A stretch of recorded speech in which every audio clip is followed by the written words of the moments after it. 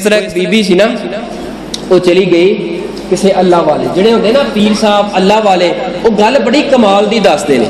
यह गल अगर पल्ले बन ली ना, अलहमदुलिल्लाह सुम्मा अलहमदुलिल्लाह, सारे साडे जुमे का जितना वक्त है यदा मुल पै जाएगा। जरा तवज्जो करना।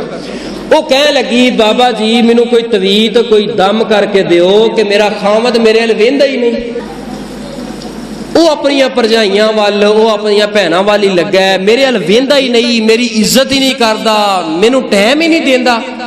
इतनी बात की है। वो जो अल्लाह वाला सी ना, वाकया तन ही अल्लाह वाला सी। उन्हें कहा जी बीबी तेन मैं कुछ कुलीए दसना, उत्ते अमल कर लै। ये कह लगी बाबा जी कुलीए मैनू लख दस, मैं सारे कुलीए इस्तेमाल कर ले, पर कोई ऐसा दम तवीत है तेरे कोल जिहदे नाल मेरा बंदा सही हो जाए। उन्हें कहा बिल्कुल वो भी है।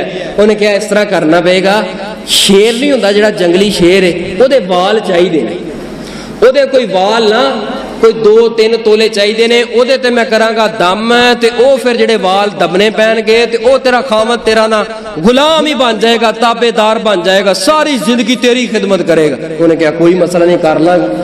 वो गई है, उन्हें सहेलियां ना मशवरा किया, मशवरा कर करा के सहेलियां मशवरा दिता कि ये तो बई कोई चिड़िया घर जाना पेगा या जंगल अंदर। उन्हें कहा भी चलो जंगल का रुख करने आए जी, तू हर रोज ना कोई 2-4 किलो गोश्त लै जाया कर, वो गोश्त उन्होंने पाया कर ते हाथ फेरिया कर, ते शेर गिजेगा, हौली जी कैंची ना वाल कड़ ले। उन्हें कोई 25-27 दिन गोश्त खवा खवा खवा खवा, शेर ने कहा चल मैनू खान नू लभ रहा है, आखिर जानवर सी ओहदे ते हाथ फेरदे रहे। वो ठहर गया तो उन्हें राम वाल कट के जिस वक्त बाबा जी दे कोल पेश किए, उस पीर साहब नू पेश किए। उन्हें कहा जी हाँ किवें लैके आई है? उन्हें कहा सारा कुछ दस छड़िया। बाबा जी फरमान लगे लै मसला तो तेरा हल हो गया, तेरा खामद ते तेरा ताबेदार हो गया। उन्हें कहा वाकया तन आए हो गया। ऐ मेरी धीए मैनू ये दस, जिहड़ा जंगल का शेर ते राजा है जिहदे सामने कोई इंसान अख नहीं भड़क सकता, 27 दिन खिदमत करके उन्होंने अपना ताबेदार बना लिया, 10 दिन खिदमत करके अपने खामद नू ताबेदार नहीं बना सकती।